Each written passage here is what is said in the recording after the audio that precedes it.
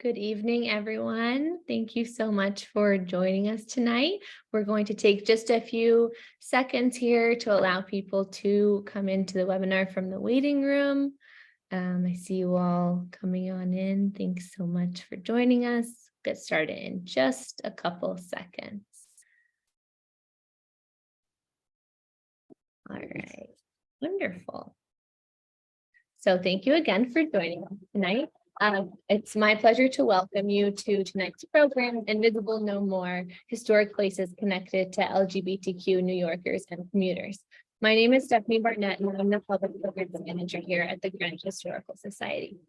I'm so thrilled to welcome you to our second talk in our annual Shining a Light lecture series dedicated to elevating and amplifying underrepresented voices in local history in order to highlight the stories, the research, and the people who are dedicated to interpreting, restoring, and preserving these histories. Funding for this project is made possible by the state of Connecticut and the National Endowment for the Humanities, both of which provide significant support to Connecticut humanities. We're pleased to continue this year's series with a virtual talk by Amanda Davis, who is the project manager of the NYC LGBT Historic Sites Project. This program is presented in partnership with that project, an award-winning initiative that has worked to flip the narrative by documenting historic places that are connected to lesbian, gay, bisexual, and transgender people in New York City.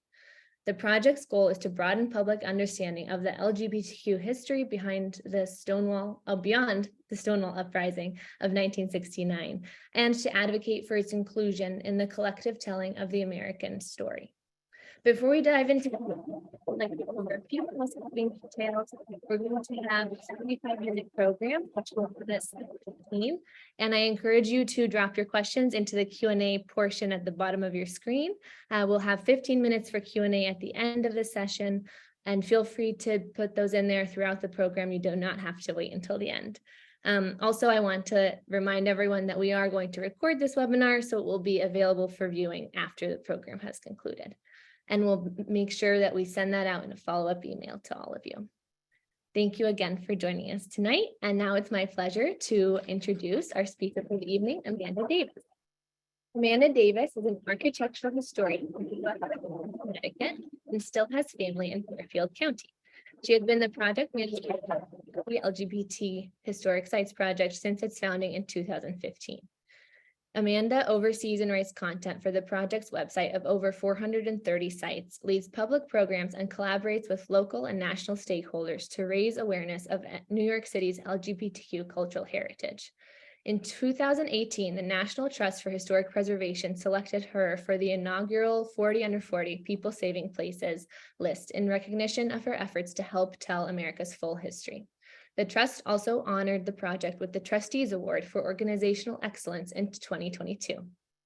Amanda's past work includes serving as the Director of Preservation and Research at the Greenwich Village Society for Historic Preservation, which is now Village Preservation, and as researcher and surveyor at NYC Landmarks Preservation Commission. We're thrilled to have Amanda here with us tonight, and we're really looking forward to her talk. And without further ado, I'd love to pass it over to you, Amanda. Great. Thank you, Stephanie. I just want to thank you and the Greenwich Historical Society for inviting me to participate in this important series. It's particularly meaningful to hear from organizations and institutions outside of New York City, that are interested in getting the word out about LGBTQ history, especially with the recent pushback of LGBTQ rights. Your support is immeasurable.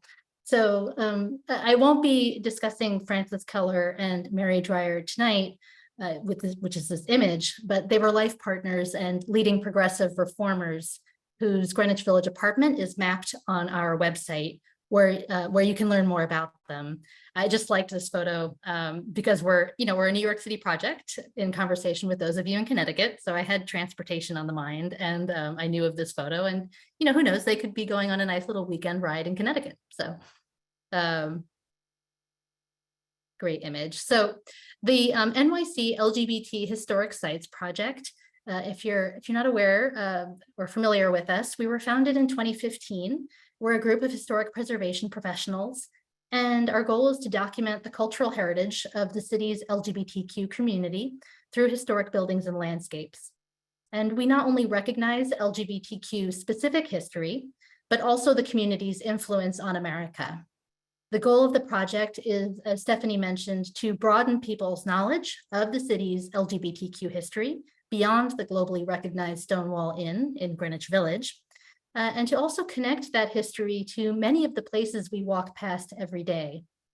And we also want to impact LGBTQ youth in particular, especially those who may feel isolated and in need of historical role models. Even though the project was founded in 2015, its beginnings really date to the early 1990s, when our three project directors, Andrew Dolkart, Jay Shockley, and Ken Lesbader, were part of a group called the Organization of Lesbian and Gay Architects and Designers. They created what we believe is the first map of its kind, documenting LGBTQ spaces in Greenwich Village, Midtown Manhattan, and Harlem.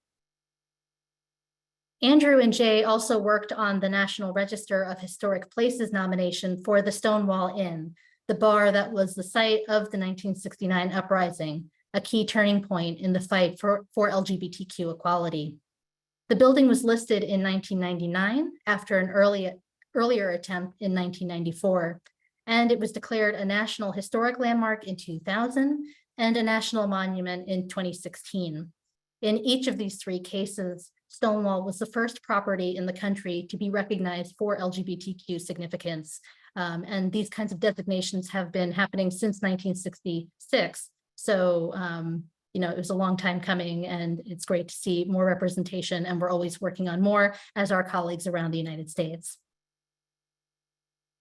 Our website features a map of almost 450 sites in all 5 boroughs of New York City. From the 17th century to the year 2000, we're really drawing that history back further than a lot of people may think when they think about LGBTQ history. It's more than just the recent past. Pins are coded by the 8 colorful site types you see on your right. And you'll see these colors pop up at certain points in my talk. And that just connects to the historic site I may be talking about at that moment.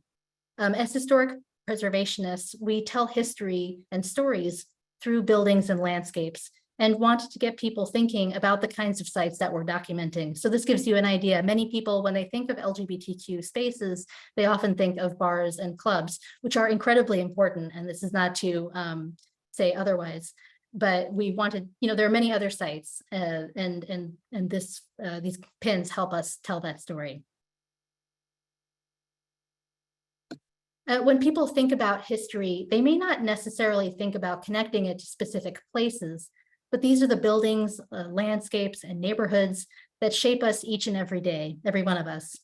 Take, for example, civil rights activist and author James Baldwin, born and raised in Harlem, living and hanging out in Greenwich Village and the Upper West Side, and having his work staged on Broadway.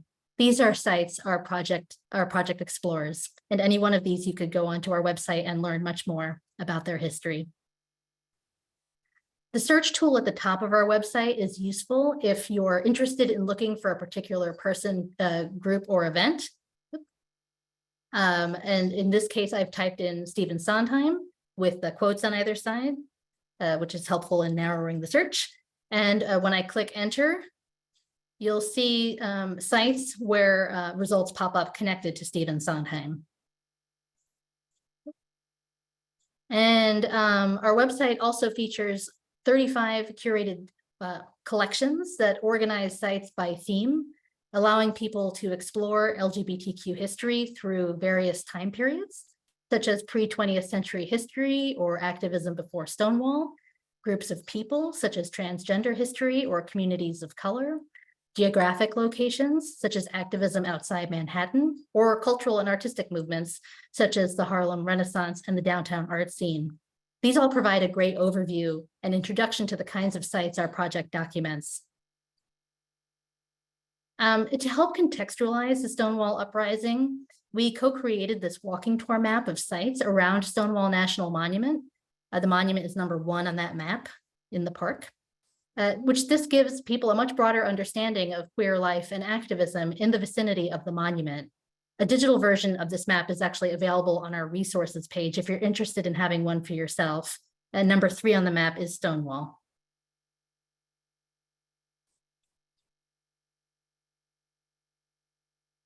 We also lead really popular annual cemetery tours in partnership with Greenwood in Brooklyn and Woodlawn in the Bronx. As I said, these are always very popular. And so I hope you can join us on either of these dates. In this year in Greenwood, we'll be there Saturday, May 6th, and Woodlawn will be there Saturday, June 24th. And so we have more information on our events page or is coming soon. What we do is we place flags, rainbow flags at the grave sites of LGBTQ notables, which is always really, really moving. And the cemeteries provide trolleys, as you can see on the right. So it's a nice fun time. And also in June, we'll be giving 3 walking tours as part of a fundraiser for our project. And so those will be on the events page soon. And so I hope you can join us for those as well.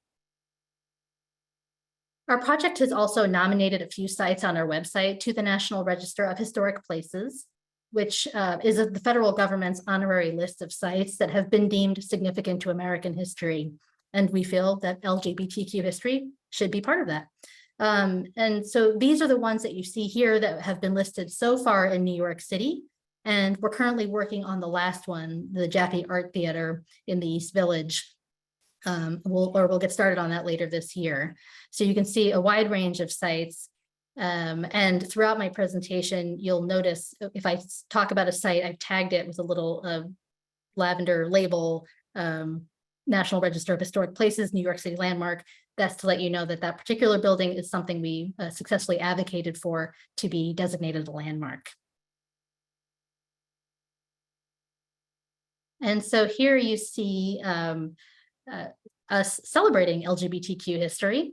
We're here with representatives on the left from the National Park Service, the New York State Historic Preservation Office, and the Alice Austen House on Staten Island, celebrating the life that Alice Austen and Gertrude Tate shared together in what is now a house museum.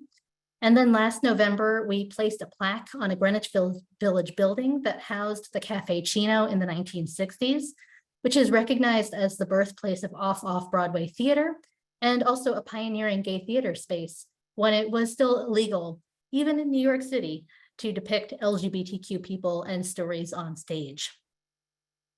And so now I'm just going to take a little brief break from the PowerPoint and take you to our website so you can get a little sense of how to use our website.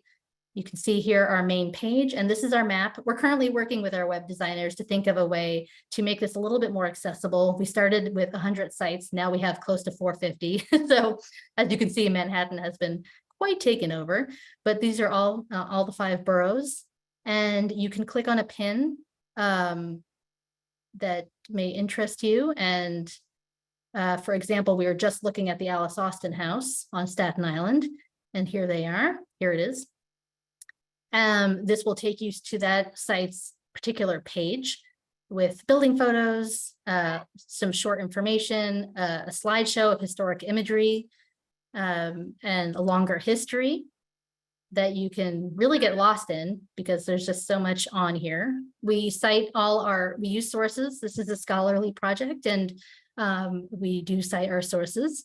And you can also see curated themes that this site belongs to, and other sites in the neighborhood. If you're exploring on Staten Island, that will give you a little bit of an idea.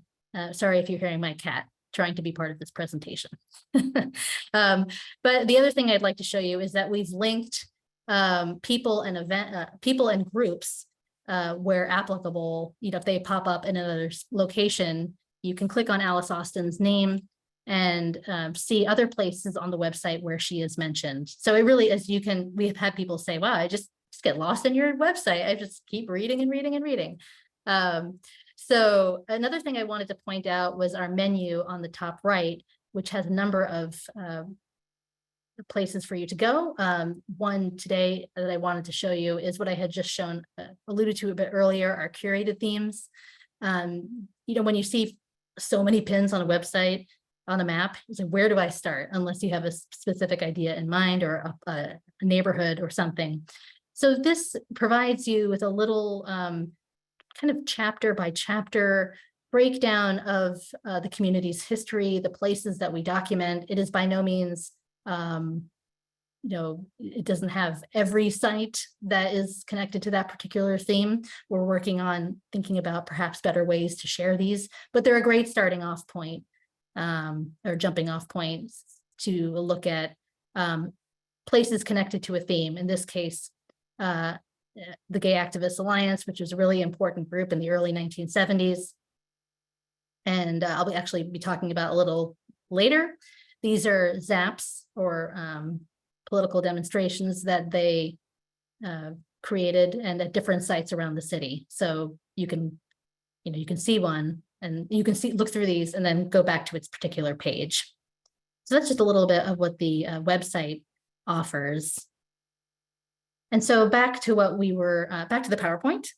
I'm gonna talk right now, I'm going to focus a little bit on Greenwich Village in downtown Manhattan. It's one of the world's most famous neighborhoods.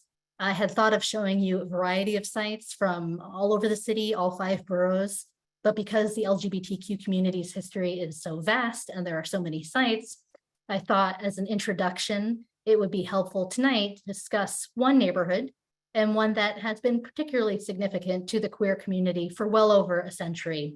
And this includes LGBTQ people who lived in other parts of the city or the tri-state area and beyond. It's world renowned. So and we've spoken to people or have read stories about people from the past, which clearly show that the village was an important meeting ground for the queer community before they went home and often lived more closeted lives because they were forced to, and in some cases may still be forced to. Over the course of the mid-19th and 20th centuries, Greenwich Village was one of the first neighborhoods in New York City, and for that matter, the world, that allowed and gradually accepted an openly queer presence, which resulted in its emergence as an early and nationally significant LGBTQ neighborhood. We're fortunate today that so many LGBTQ associated sites in Greenwich Village are protected by historic district designations that date back to 1969. Even though their LGBTQ histories are not always referenced in these designations and in these reports, the survival of these buildings and landscapes allows us to reinterpret the neighborhood today for its significance to queer history and gives people the ability to walk around and connect with this history themselves. And the people and places I'm showing here are all on our website. A continuous theme, pretty much if you see something on our website, on the PowerPoint, it's on our website. The one exception is artist Buford Delaney. We are working on a residence entry for him, which should be up in the coming months. So this area in Greenwich Village, this area of the city, began to see what would now be considered LGBTQ spaces emerge in the 1850s, with the earliest known surviving building being Pfaff's. Walt Whitman was a central figure here around the time he wrote 12 famously homoerotic Calamus poems. In the 1890s, sites like The Slide on Bleecker Street, a sketch of which is seen at right, was a place where male prostitutes solicited men for sex and was closed by the police in 1892 for this reason. Greenwich Village had been home to an affluent merchant class before a period of decline eventually made the area affordable at the end of the 19th century to immigrants, bohemians, queer people, and others who did not fit in elsewhere. George Chauncey notes in his book, Gay New York, that, quote, "The village came to represent to the rest of the city what New York as a whole represented to the rest of the nation, a peculiar social territory in which the normal social constraints on behavior seemed to have been suspended, and where men and women built unconventional lives outside the family nexus." In the 1910s and 1920s, tea rooms on and around McDougal Street, just south of Washington Square Park, like the ones you just saw and see here, attracted a bohemian crowd. And in the case of the Mad Hatter on West 4th Street, which you see on the left, was run for a number of years by a lesbian couple. And by the 1920s, Greenwich Village was one of the most famous gay enclaves in the world and attracted countless notable people, including poet Edna St. Vincent Millay, who was openly bisexual and lived in 3 places in the village, most notably this narrow house on Bedford Street. The block of McDougal Street, immediately south of Washington Square Park, was home to an early concentration of gay and lesbian-owned businesses in the 1920s. Eve's Hangout is a prime example of this and was in operation from 1924 to 1926 in the basement of this Federal-era row house. It was owned and operated by Eve Adams, the name adopted by a Polish-Jewish lesbian emigre, and was a tea room popular with gay men and lesbians. This 1933 image on the left gives you a better sense of the area at this time. It has the elevated train running along 3rd Street, which is no longer there. And in 1925, Adams published a book named Lesbian Love. And over a year later, she was arrested at her tea room on McDougal Street, and then tried and convicted soon after for obscenity and because of the book, and for disorderly conduct for alleged attempted sex with a policewoman. As a result, Adams was deported in 1927 and sent back to Europe, where she ultimately ended up in Paris. But as the Nazis rose to power, she tried unsuccessfully to escape to the United States. And in 1943, she was arrested and sent to Auschwitz, where she was murdered. There's just no good way to transition from that story to the next, but I will say that if you're interested in learning more about her story, not only do we have the entry on the website, but historian Jonathan Ned Katz, who's also one of our advisors, recently released a book on Adams, if you'd like to learn more about her story. Stewart's Cafeteria near Christopher Park was hugely popular with gay men and lesbians in the 1930s. The gay artist Paul Cadmus depicted the space in this sexually charged 1934 oil painting at Wright. The large plate glass windows that you see in this image of Stewart's from 1933 put queer life on full display to the late night crowds who frequented this busy intersection. Stewart's was a popular cafeteria chain that offered reasonably priced meals where patrons could linger. It was an important point of entry into a gay world for those just coming out of the closet. But in 1935, the manager was convicted of operating a, quote, public nuisance and, quote, disorderly house and, quote, openly outraging public decency by allowing objectionable behavior inside and large crowds to gather outside. These crowds included tourists who had come to gawk at the bohemian and LGBTQ patrons at Stewart's. This theme of forced closure of businesses that catered to queer people is one that we'll come back to. In the post-World War II era, the San Remo on Bleecker Street was a famous hangout of beatniks, many of whom were queer. The Cafe Chino on Cornelia Street was where Off-Broadway theater was born, and gay-themed plays were staged regularly for the first time ever. It's a big deal. And nightlife spots like the lesbian bar Swing Rendezvous on McDougal Street provided queer people the opportunity to meet each other and be themselves in ways they often could not be in their personal and professional lives. And here you see the lavender tags for the Cafe Chino denoting its landmark status. And again here for the Lorraine Hansberry residents. By mid-century, these kinds of spaces solidified Greenwich Village as a destination for LGBTQ people around the world. And while these spaces may not have always been welcoming to queer people of color, the neighborhood still drew a diverse crowd. This included playwright and activist Lorraine Hansberry, who lived on the top floor of this building on Bleecker Street from 1953 to 1960. She lived for most of those years with her husband, though privately she identified as a lesbian. She's seen here in her Bleecker Street apartment with her trusty typewriter. Hansberry is best known for her groundbreaking play, A Raisin in the Sun, which was based on the racial discrimination her family faced in her native Chicago. The play was written in her apartment on Bleecker Street, and she's seated on the right with the director and producers of the play, as well as its star, Sidney Poitier. The billboard on the right advertises the play at the Ethel Barrymore Theater on Broadway, and by this time, Ossie Davis had replaced Poitier in the lead role. The award-winning play made Hansberry the first Black woman to have her work staged on Broadway for an extended run when it premiered at the Barrymore in 1959. And the photo we just saw of her was actually taken for Vogue magazine because her celebrity just erupted after A Raisin in the Sun came to Broadway. Hansberry counted many influential lesbians in her social circle, mainly white women such as Patricia Highsmith, and wrote several short stories and letters under a pseudonym that she submitted to national gay and lesbian magazines, providing insight into her views on homosexuality and gender expectations in 1950s America. The short story here was published under a pen name in an early issue of the latter, the National Magazine of the Daughters of Bilitis, the country's first lesbian magazine, the country's first lesbian organization, which was founded in San Francisco in 1955, and a chapter opened in New York 3 years later. Hansberry was not a part of it, but she did contribute greatly through these anonymous stories to the latter in its early years. And when you think about the US in the late 1950s, there is no internet, there is no positive portrayal of LGBTQ people. Books had to have sad endings in order to be published, or someone had to realize they were straight after all.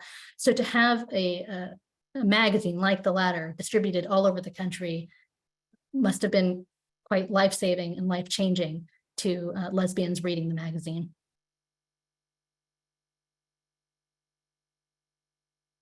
Bars continued to be vital meeting places for the queer community, though there were also dangerous given the times. The Sea Colony was in operation from at least 1955 through the 1960s on 8th Avenue, and was one of the most popular lesbian bars in Greenwich Village in the pre-Stonewall era. Butch lesbians were especially a target of police brutality, as dressing in clothes of the opposite sex was illegal in New York at the time, or was defined as clothes of the opposite sex at the time. So the floor plan at left was drawn by one of our former graduate student researchers who had interviewed a former bartender. She managed to find him, and she was able to ask him and learn more about the bar's history and layout. And oral histories like that are often an invaluable tool, I mean, anytime, but particularly when you're researching the histories of marginalized communities, and there may not be books from the period written about it, or books or writings that survive. So it was incredibly fortuitous that she was able to contact this bartender, this former bartender. Police raids on gay and lesbian bars were frequent, particularly in the 1950s and 1960s, and could happen at any time. You see in the floor plan a dancing room at the back of the bar, and same-sex dancing was illegal in this period. So if a raid was happening, the bartender at the bar could press a button, which would turn on a light in the back room, allowing dancers to either run to their seats or to separate to avoid arrest, hopefully avoid arrest. It's not every day that we actually have a historic image that shows the business or the LGBTQ association that we're trying to share. So this was a really great find. For many years, people thought the Sea Colony was only that row house on the left, but it actually ran sideways through these three row houses. Raids on lesbian bars were often sexually violent, and women and people today who might identify as trans men arrested in these raids were sent to the nearby Women's House of Detention, which has since been demolished, but used to be next to the Jefferson Market Courthouse, which is that tower building to the right. And it's now the Jefferson Market Library. The Women's House of Detention was sardonically referred to among bar patrons as the Country Club. There's a book that came out last year by Hugh Ryan on the Women's House of Detention, if you're interested in learning more about that. And so this is another site that we nominated to the National Register, Julius's, a gay bar not too far from Stonewall, around the corner. On April 21st, 1966, a so-called sip-in was organized by members of the Mattachine Society, one of the country's earliest gay rights organizations. And what they wanted to do was challenge the state liquor authorities' discriminatory policy of revoking licenses of bars that served known or suspected gay men or lesbians. I've included this advertisement that Julius has placed in a 1980s map of gay Manhattan businesses just showing how proud they were that they were a pivotal site in the early LGBTQ rights movement, even before the most famous Stonewall. We're continuously finding things through our research. So if we've already documented a site, but we see something like this, we'll put it in the website entry. So that's the great thing about the website, is that we can always update it. It can be a blessing and a curse at the same time, because maybe you're never quite done, but it's nice to be able to add more ephemera like this when we find it. As we've already seen, gay and lesbian bars were some of the few places queer people could gather before the gay liberation movement of the 1970s. I've heard and also read countless recollections of the sheer importance of these spaces to LGBTQ people, and that association continues today, but you can imagine particularly in the past where there were so few spaces to gather. As we've already seen, going to these spaces also came with great risk. And so Dick Leish, then president of the Mattachine Society of New York, was joined by activist Craig Rodwell and Leish's boyfriend, John Timmons, all in that photo both photos actually. They were joined by a group of reporters. The Mattachine members knew they needed to get discrimination in real time documented on camera in order to bring wider attention to it. And so the group went to 3 places before they ended up at Julius's, and you're seeing 2 of those places here. The one on the left closed before they got there. They heard that this was going to happen, and they said, nope, not today. And so then on the one on the right is Howard Johnson's on 6th Avenue, and they were served. So they had to move on to another spot to try to get this on camera. So with that, when they got to Julius's, they were finally able to capture this now iconic photograph, which was taken by Fred McDara of the Village Voice, a local paper. The Mattachine members were joined by Randy Wicker, you see him at the back. And the men announced that they were, quote, homosexuals, the term that was common at the time, and that they wanted a drink, to which the bartender put his hand on the glass in refusal, as you see here. And this ended up being one of the earliest pre-Stonewall public actions for LGBTQ rights, as well as a big step forward in the eventual development of legitimate LGBTQ bars in New York City, away from the mafia-run and mafia-owned bars that really dominated the landscape in the pre-Stonewall era, but also continued past that, particularly before. And then here on the right, you see 2 articles, one a sympathetic article by the Village Voice, and a not so sympathetic one by the New York Times, seeing the language of the time and how queer people were seen, the word deviants. And I'm acknowledging also that the word queer in this time was a pejorative. And if some of you tonight still think of that, I apologize, using it as a modern term that the community has embraced. And so go from there. And so I'm just wanted to take a little break to show you our project team celebrating at Julius's on April 21st, 2016, which was exactly 50 years to the day of the sip-in. And we're here with the 2 surviving participants, Dick Leish and Randy Wicker. The celebration was for the successful listing of Julius's to the National Register of Historic Places. And it's since been designated a local New York City landmark. You can see the bar was just decked out that day. It's still a historic bar. It looks just as it did for at least 100 years now. So I really invite you to check it out, because it's a real authentic piece of New York City. So the sustained presence of an LGBTQ community in Greenwich Village over the span of several decades allowed for the growth of gay-owned businesses and community spaces to form, such as the Oscar Wilde Memorial Bookshop and Christopher Park, which was popular with gay street youth and those who today might identify as transgender or gender variant. All of these places set the stage for perhaps the most famous and globally recognized event in LGBTQ history. And I guess you can probably tell where we're going with that. So the multi-day uprising in and around the Stonewall Inn in late June 1969 was a key turning point in an LGBTQ rights movement that had already taken root some 20 years earlier. There's a lot of debate of who exactly started the Stonewall Uprising and who exactly was involved. But what started as a routine police raid of a mafia-owned bar turned into an uprising that saw the numbers of people involved in the LGBTQ rights struggle balloon enormously in the following years. And you can see some of the participants in this photo on the right. And actually that photo was taken by the same photographer, Fred McDara, who took that iconic image of Julius's that I just shared. The Village Voice office was just half a block away. Here you can see coverage of the uprising in the Sunday News.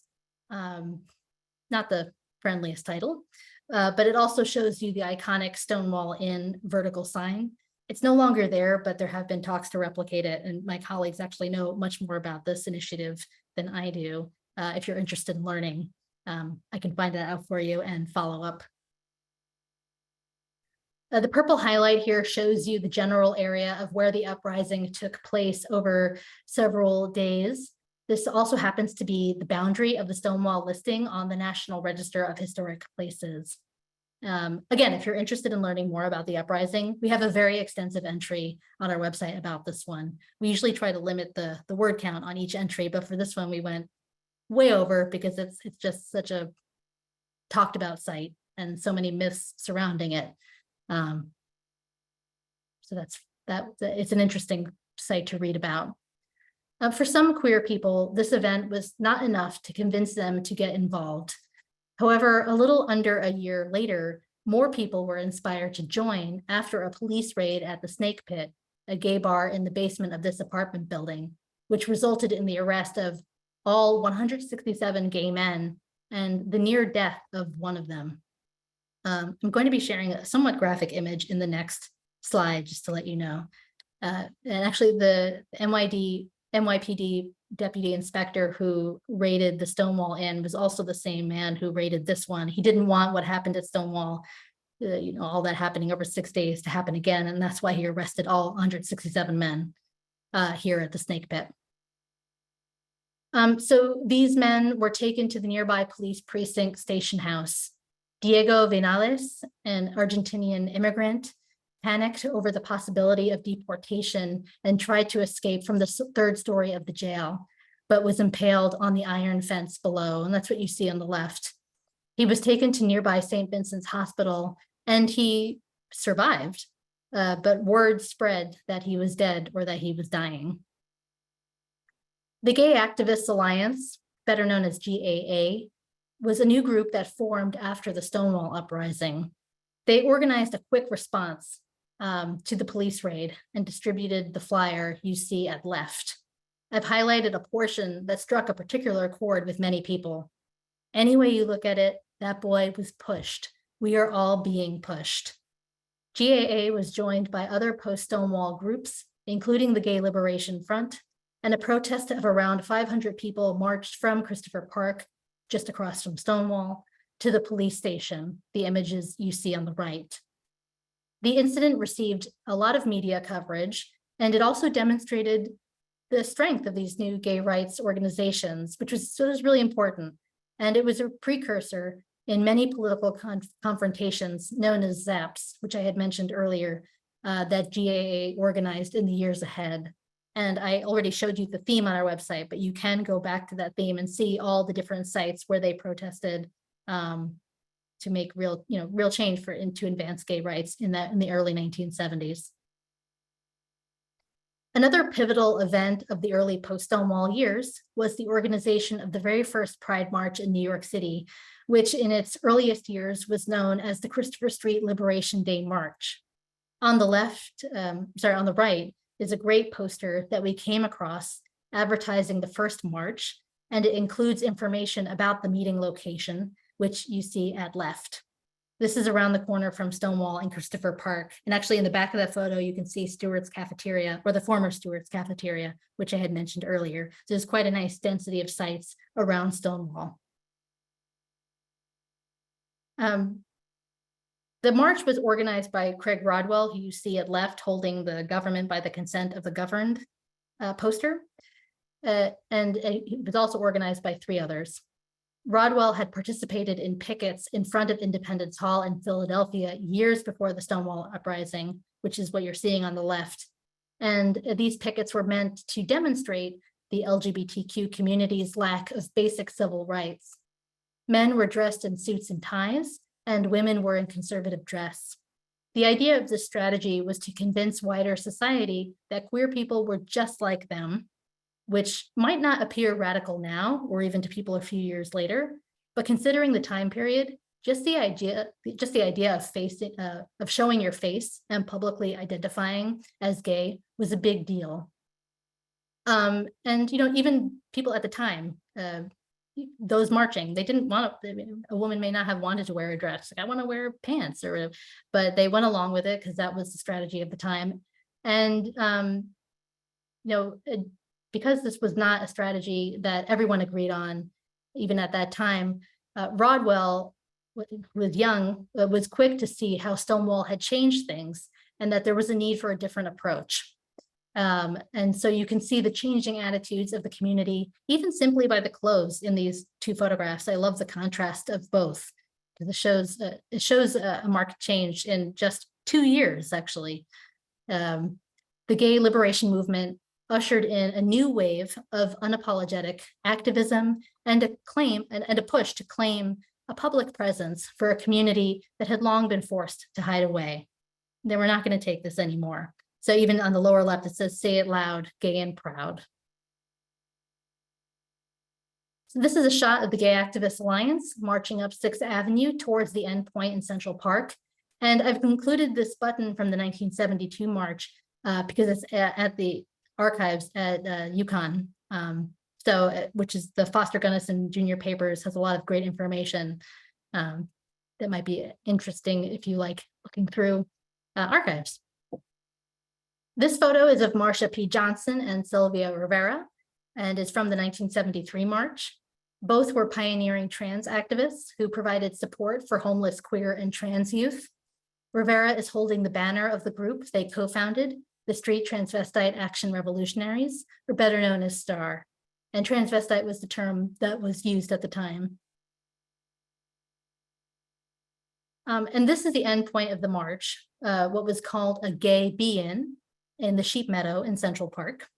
One historian noted that this was the largest public gathering of LGBTQ people ever assembled up to that point in history. So really showing this out and proud attitude, ushering in a new era in LGBTQ activism. And I'm just going to finish up this section with a quick look at some important community spaces that came out of the gay liberation movement.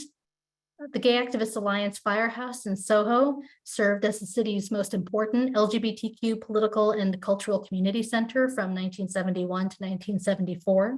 And it's an early example of a site that is proudly claiming its gay identity on the front of the building. That's something that's very notable when you look before Stonewall and after. To have a sign like that, maybe today we don't think of it, particularly in New York City, as being a big deal, but that's quite a big deal to have the Gay Activist Alliance sign out there. The firehouse was used for many events, including Friday movie nights, and was where many different groups met, such as lesbian feminist liberation and gay youth. And so this must have been quite exciting for people of the early 1970s, just being able to gather with other queer people in a way that they just could not earlier necessarily, although people did meet before Stonewall. We do have sites that speak to that. But this was quite something. Another group that met at the GAA Firehouse was the Black Lesbian Caucus, which eventually became the Salsa Soul Sisters. They met in the parish house of this church for about 15 years, from the early 70s to the late 1980s. The Reverend Paul Abels, seen it right, was the first openly gay minister in the country with a congregation in a major Christian denomination. And this made the church and the parish house a welcoming place for LGBTQ groups. This photo on the left is of the Black Lesbian Caucus marching in the 1972 Pride March, and then pamphlets when the group became the Salsa Soul Sisters. The group met weekly and discussed everything from lesbian parenting to racism in lesbian bars. and was also a great opportunity for lesbians of color to come together in their own space. The Women's Coffee House was another important space for women in the wake of the women's liberation movement that happened around the same time as Gay Lib. It was a popular social gathering and activist space for New York-based lesbians and was lesbian-owned. It also provided live entertainment and community events, such as the Lesbian Artists Concert in 1974 on the left, and this Lesbian Theater in 1978, which was recently donated to us from an individual. So it's always great. Sometimes we do receive these wonderful posters or images from people when they hear about the site on the website. So it just adds so much to be able to share these. Another important space was the Oscar Wilde Memorial Bookshop, which I'm showing at its second location on Christopher Street. It was founded by Craig Rodwell, yet again, another Craig Rodwell reference. He was a major LGBTQ activist before and after Stonewall. He founded the bookstore in 1967 on Mercer Street nearby, but moved it to this location on Christopher in 1973, recognizing the shift that the gay community was moving more towards Christopher Street, more west in the village. The store was the first gay and lesbian bookstore on the East Coast and the first of its kind in the nation to operate long-term. It was known for its multiracial staff and queer-affirming books, an important lifeline in an era when positive and three-dimensional portrayals of LGBTQ people was still rare. This bookstore was around until 2009. Some of you may remember it. And it held special meaning with many LGBTQ people, including those from out of state who were struggling with their identity and were able to come here and read books and be among other queer people. We have quotes from people saying how meaningful this was to them. And when they came to visit the city, they would specifically go here. And so I'm just gonna end the talk tonight with a few sites from the state of Connecticut and that are, well, not sites from Connecticut, but are associated with residents of Connecticut. It's not a complete list, but it gives you an idea. There's also a bit of an art theme here that when I was drawing together these sites, it's like, a good little look at artists. So we'll start with the great Stephen Sondheim. In 1960, Broadway composer and lyricist Stephen Sondheim bought this row house in Turtle Bay Gardens, which remained his New York City residence until his death in 2021. Sondheim is credited with transforming the American musical, writing the music and lyrics for numerous hits, and winning multiple Tony Awards and other accolades during his celebrated career. The Connecticut connection here is that Sondheim and his husband, digital technologist Jeffrey Scott Romley, divided their time between New York and their house in Roxbury until Sondheim's death 2 years ago. One of Sondheim's hits was West Side Story in 1957, which marked his Broadway debut. And what a debut to have. Sondheim wrote the lyrics to music composed by the legendary Leonard Bernstein. Talk about an amazing partner to have right off the start there. This collaboration included playwright Arthur Lawrence and director Jerome Robbins, all of whom are pictured on the left and all of whom are gay men. And this marked the beginning of Sondheim's creative partnerships with queer Broadway talent. Sondheim himself would remain closeted for most of his professional life, though his 1994 Tony Award-winning musical Passion was inspired by his first genuine love, dramatist Peter Jones, who lived with him at the Turtle Bay Gardens residence for several years. And on the right, you see Sondheim at his 49th Street house, which he referred to as the house that Gypsy built, in reference to the earnings he made from the 1959 hit musical, which allowed him to buy this larger residence and which he also used to work on some of the most beloved music and lyrics in Broadway history: Company, Follies, A Little Night Music, Sweeney Todd, Into the Woods, Sunday in the Park with George, and so forth. And this is just a fun piece to share, speaking of ephemera that we share on our website. We don't add the residences of anyone who is still alive without their permission. So one of our directors, Ken Lustbader, wrote to Sondheim 3 years ago and received this response back. Sondheim was known for his typewritten letters, and there's actually an Instagram account, if you haven't heard about it, that's dedicated to sharing letters that people have received from Sondheim. And so here's ours.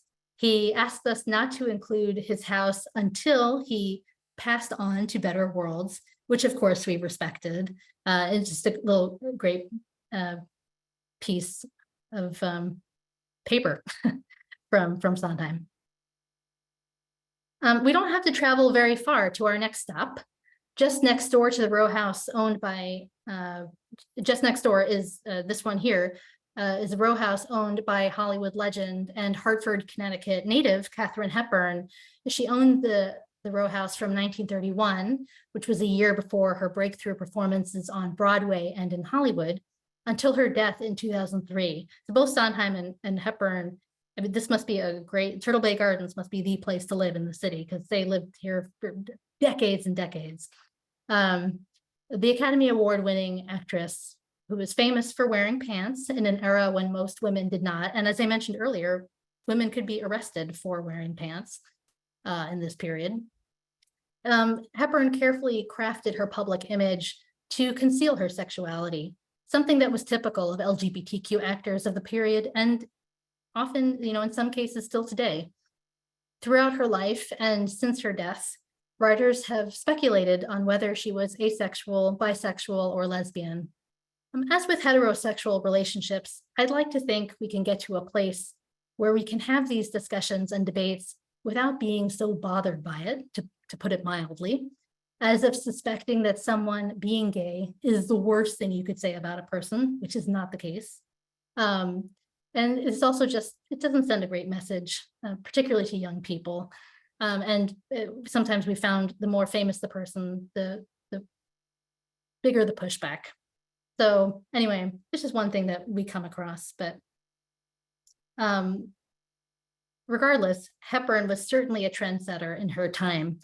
When women were expected to adhere to strict gender expectations, the iconic Katharine Hepburn took on roles of strong-willed women who were never afraid to speak their mind, a trait that her parents encouraged while she was growing up in Hartford. Her early stage work included characters that were criticized as being too mannish. While living on 49th Street, she appeared in 13 Broadway theater productions, her biggest success being The Philadelphia Story at the Schubert Theater, and then starring in the 1940 movie of the same name. In her impressive career, she won 4 Oscars, still the most of any performer.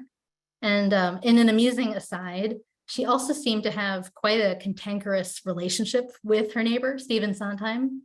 Hepburn would bring chopped wood from her Connecticut weekend home to her Manhattan residence. And she loved fireplaces. I now know she loved fireplaces, and she didn't trust anyone who wasn't a, quote, fireplace person, which evidently Sondheim wasn't. And we include a great quote from her on our website. I don't know, it just cracks me up for some reason. It's the little things, big star, little problems. But the photo in the middle by George Platt Lyons was a gay photographer. We include him on our website. He's also buried at, well, I'm going to say he's buried at Woodlawn, but I could be incorrect. So, but anyway, we have his a gallery associated with Lyons on the website. Unfortunately, all his residences have been demolished. Our website currently only focuses on buildings that are still standing. So our next site takes us downtown to Greenwich Village, to the former home and art studio of the award-winning children's book author and illustrator, Maurice Sendak, who lived and worked in a duplex apartment in this row house from 1962 to 1972. During these years, Sendak worked on beloved books, such as Where the Wild Things Are, which brought him international acclaim, and In the Night Kitchen. The Connecticut connection here is that he left the city in 1972 for a home in Ridgefield, which may be the one on the right. He shared this home and the 9th Street home with his life partner, psychoanalyst Eugene Glynn. During my 8 years on this project, it's been fascinating to explore how a historical figure's sexual identity is key to understanding their story, even if they remained closeted or did not talk about it, and that to leave this part of their identity out is to miss the opportunity to tell their lives in full. as we do for heterosexual people. Societal stigma effectively forced LGBTQ people into the closet, and this was the case with Sendak. Towards the end of his life, he died in 2012, Maurice Sendak acknowledged that he had kept his gay identity hidden from his parents and the public, knowing that bias toward him being a gay man working in children's literature would have ended his then budding career. In a 1970 New York Times feature on Sendak, he is described as a bachelor, and Eugene Glynn, the man I mentioned earlier, who was his life partner, was described as his friend. Just one of the many interesting aspects of documenting LGBTQ history. And I wanted to note that the Maurice Sendak collection was actually donated to the University of Connecticut. So I imagine it must be a wonderful archive to look through. But returning to Broadway, but staying in Greenwich Village, pioneering lighting designer Theron Musser moved into this Cornelia Street row house in 1959 and bought the building in 1963. She lived here until 2007, 2 years before her death. This was an incredibly prolific period for Musser that also included a tie to Connecticut. For 13 seasons, she worked with the American Shakespeare Festival in Stratford. Musser's life partner, Marilyn Renagel, and I apologize if I'm pronouncing that incorrectly, who was a lighting designer whom Musser had trained, also lived in this Greenwich Village home. Looking back at theater and film, women are often on stage or in front of the camera, but their work behind the scenes is not as often known or celebrated. So it was really wonderful to learn about Theron Musser and her place in the history of lighting design dating back to the 1960s and possibly earlier. She was incredibly prolific, working on over 150 Broadway productions and winning Tony Awards for Follies, A Chorus Line, which you see here, and Dreamgirls. Her work on A Chorus Line was particularly groundbreaking, as she was the first lighting designer on Broadway to use a computer-controlled lighting console, which replaced manual boards. And she was also the first to insist on having a permanent lighting bridge installed at the Shubert Theater on Broadway. Just one more Connecticut-related spotlight, though there are others I haven't mentioned. This is the apartment of renowned AIDS activist, author, and playwright Larry Kramer. The apartment faces the north side of Washington Square Park in Greenwich Village and at the base of Fifth Avenue, so right by the Washington Square Arch. If you see the arch, you might even see this building in the background. Kramer was born in Bridgeport, and he lived in this Manhattan apartment for over 3 decades, until his death in 2020. His long-term partner, architect David Webster, whom he married in 2013, designed a country home for them in the early 1990s in Warren, Connecticut.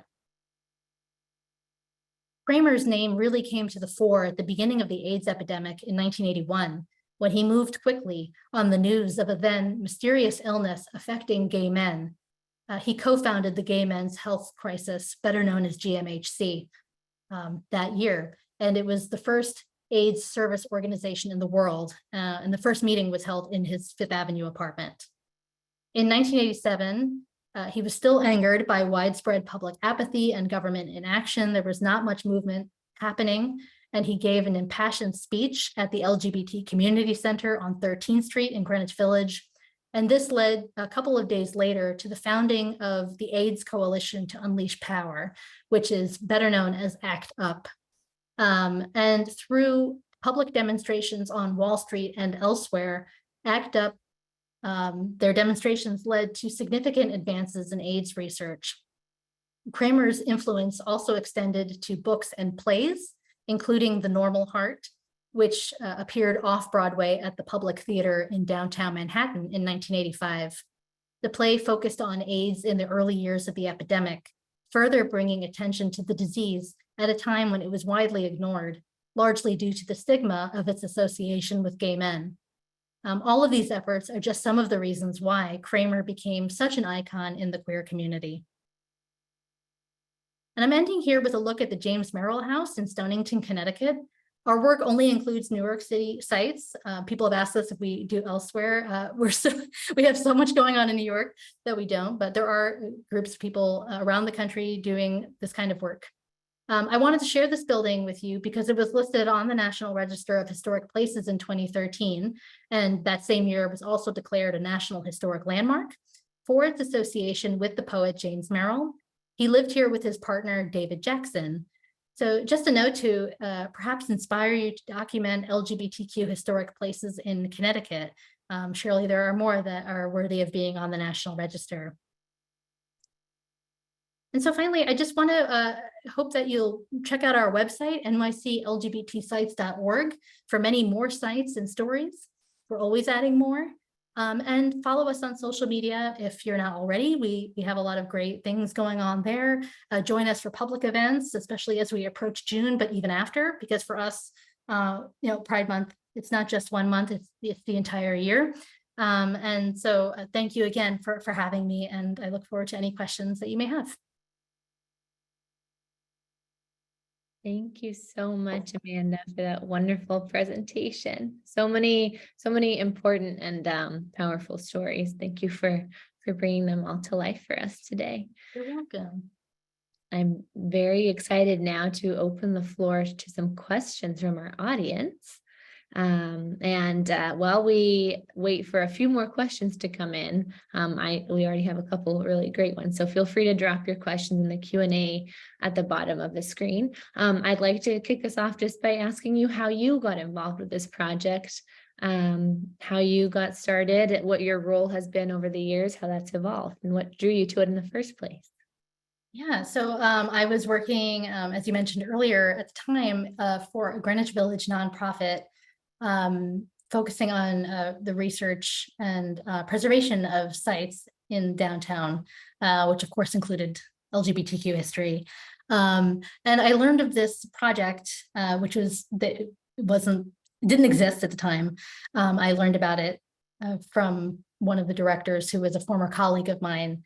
And I just thought it was such an interesting project to be a part of. It was originally supposed to be 2 years. And we're now almost 8 years, so it's full steam ahead.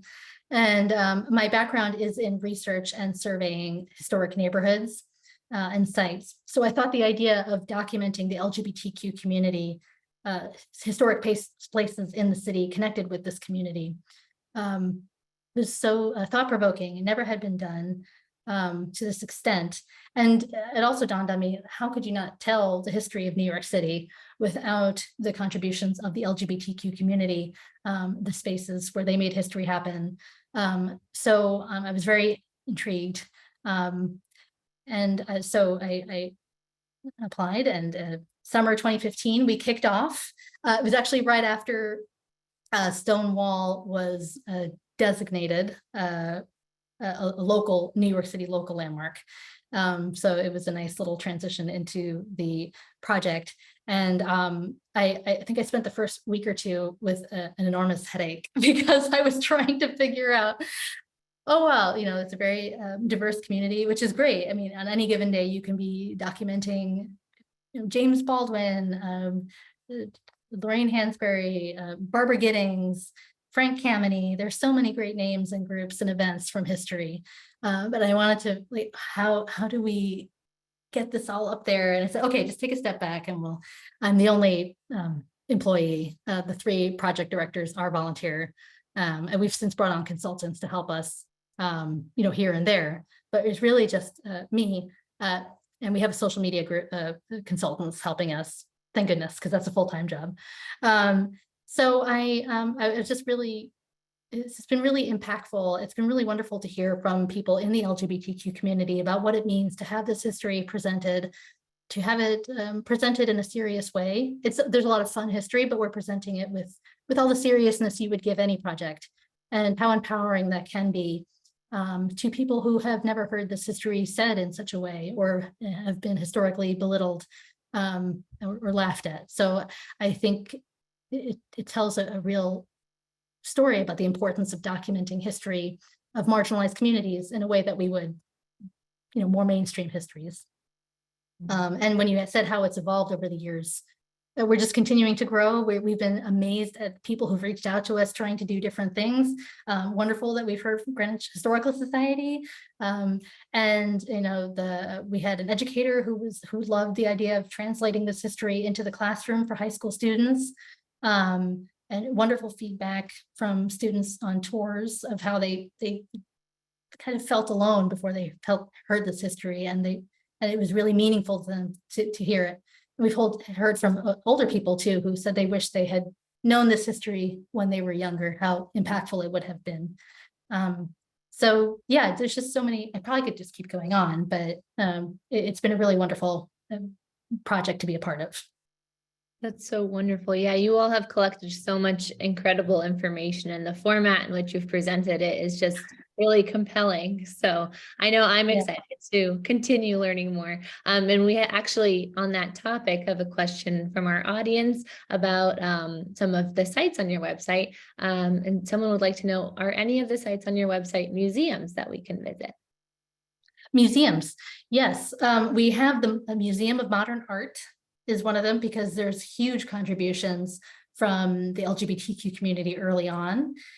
So we have a list of people mentioned there. They also have a flag commissioned by Gilbert Baker, a rainbow flag that he commissioned, that he created a few years before his death. And we currently have the Metropolitan Museum of Art. We don't have the museum itself, but we have a protest that happened outside of it. Separately, we're actually working with the Met. We worked with them last year on a social media collaboration, works of art in their collection paired with sites out in the city. So those are available on our YouTube page. We're doing another one with them this year for Pride Month. We also, I guess we don't have, other than the Museum of Modern Art at the moment, we don't have specific museum interiors, but we do have the Museum of Natural History. There was a demonstration outside in the 1970s by Lesbian Feminist Liberation. They were protesting against the depiction of women and people of color in the exhibits. So that was that's something that we document. There's also a portrait of Lord Cornbury in the New York Historical Society, a wonderful museum. It's actually the future home of the LGBTQ plus museum. So the portrait of Lord Cornbury is an early example of at least a gender nonconforming portrait, if that is in fact him. So we bring attention to that. I think those are the museums that we currently have. If anyone feels that there's one that we should have, I'd love to hear from you. Wonderful. Thank you for that. And just going back to, the work that you spoke to doing that gave you your headache initially of working. What is the research process like when you're putting all of this together? And what advice would you give to anyone who's looking to do this kind of research on their own time in their own community? Yeah, well, for LGBTQ history, you often have to think outside the box, because this is a community that historically was forced, as I had mentioned, to hide for their own safety. And so documentation can be rare and sometimes could be destroyed either by them or by family members who, the stigma of it, they didn't want that out there. And so a lot of, I'm sure, wonderful letters and photos have been lost, but there are ones that survive. And, in New York City, we're a little spoiled in that we have repositories like the New York Public Library, which has a huge LGBTQ collection. I would encourage people to check that out, because you never know where you are, because queer activists and people in New York City came from everywhere, or they grew up in New York but then moved elsewhere. You might find connections at the New York Public Library's collection. In Brooklyn, there is the Lesbian Herstory Archives, which is actually a great example of how a marginalized community often has to do the work to save their own history, preserve it for future generations, because mainstream organizations, and it's changing, but particularly back then, it was the work of marginalized communities to do this work. And the Lesbian Herstory Archives is a prime example of that. So they do have a vast collection. The Schomburg Center for Research in Black Culture, which is located in Harlem, has a collection dedicated to LGBTQ people of color. So I would say, outside of New York City, there, I'm sure, we've accessed all the time papers, archives that are at universities or other institutions that there could be letters in there. Sometimes they're sealed off, which is a little frustrating for reasons. But I would say there are also books on this history. There's a great podcast, Making Gay History, by Eric Marcus, who's one of our advisors. This is based on a book and oral histories he had done in the late 1980s. So there are many different ways that you can look into it, and oral histories, and sometimes you have to go by rumor when you're looking at a community, like I said, that has had so much destroyed or has had to be under the radar for so long. We don't just grab anything, but you can't ignore it. I mean, it's a part of that story, which makes it interesting to document. You have to think outside the box. Very true. Well, thank you. Thank you for all those words of wisdom. We have one audience member who wants to share that they believe the Museum of Sex in NYC is a queer-friendly space that may have done exhibitions about LGBTQ plus nightlife. I don't know if you want to comment on that. And then I'll ask you one more question as we wrap up our time. Yeah, so the Museum of Sex, that's true. I should say we document sites leading up to the year 2000. So but that is certainly a site. And actually we worked with the New York Historical Society in 2019 to put together an exhibition on LGBTQ nightlife and spaces. It might be archived on their website. They're also opening in May an exhibition on J.C. Leyendecker, who was an illustrator in the early 20th century, and they will be exploring his gay identity as well. But thank you. Yes, thank you for that suggestion. I will look into it. Yeah. Very exciting. All right. So as we wrap up our time together, I would love to hear, of all of the new initiatives that you all have coming up and work that you're doing, what's something that you're most looking forward to or excited about that you'd like our audience to know about? Yeah, well, we have a number of things in the pipeline. One of the things that is most on our plate right now, most on our minds, is a National Register of Historic Places overlay for the existing Greenwich Village Historic District. It was designated a historic district by the city of New York in 1969 and later listed on the National Register in 1978. But that's before anyone was really looking at cultural history, at much less LGBTQ history. So we believe this has never been done before, but we're creating an LGBTQ overlay of the Greenwich Village Historic District, the four of us. We might be pulling our hair out about that one as well. I have my section includes Christopher Street, and I've decided that if I need to be able to find like every site I can on Christopher because it's so important to the queer community. So that's a big thing on our plate. It's we're hoping it'll be a nice will serve as inspiration for other groups. When you're documenting, as we are, historic districts, to remember to include LGBTQ stories, even if the theme of that district is not LGBTQ. If there's a gay bar in that district, document it. If there's an organization that met there, document it. If there's evidence of a queer couple living there in the 1950s, document it. It's incredibly meaningful to people today to know that this history existed, to see yourself represented is so important. So true. And thank you so much for bringing that here to us today. I would love to invite our audience, who I know we can't see, but some virtual applause. Thank you so much, Amanda, for joining us and sharing all of that wonderful information and exciting updates about what's coming next. And thank you to our audience for joining us this evening as well. We're so happy that you could be here with us. We do have 2 more lectures for our Shining Light series coming up. The next one on May 4th with the South Asian American Digital Archives, and then the following on May 11th with the Mashantucket Pequot Museum.